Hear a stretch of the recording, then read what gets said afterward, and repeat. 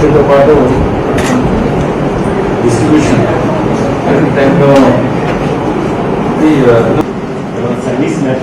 ఇప్పుడు అన్నదానం ట్రస్ట్ నుంచి అన్నప్రసాదం కాంప్లెక్స్లో ఇక్కడ మొత్తం ఓవరాల్గా ఆల్మోస్ట్ 2 లక్షల మందికి ఇక్కడ ఫుడ్ అది ప్రొవైడ్ చేయడం జరుగుతుంది. ఇప్పుడు ఏంటంటే రీసెంట్గా చాలా మెజర్స్ తీసుకున్నాము.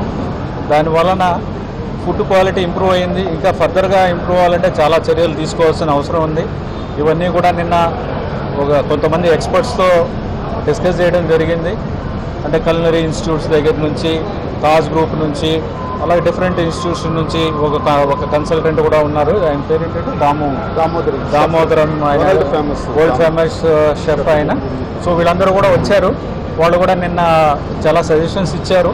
సో ఆ సజెషన్స్ ప్రకారం కొన్ని ఇమ్మీడియట్గా తీసుకోవాల్సిన చర్యలు ఉన్నాయి. స్టోర్స్ మేనేజ్మెంట్ దగ్గర నుంచి కానీ, శానిటేషన్ కానీ, ఇలాగ హెల్త్ అంటే ఎనలిస్ట్ని పెట్టుకోవడం కానీ, ఇవన్నీ కూడా ఇన్హౌస్ ఎనలిస్ట్ని పెట్టుకోవడం కానీ, అలా చాలా వరకు సజెషన్స్ ఇవ్వడం జరిగింది నిన్న.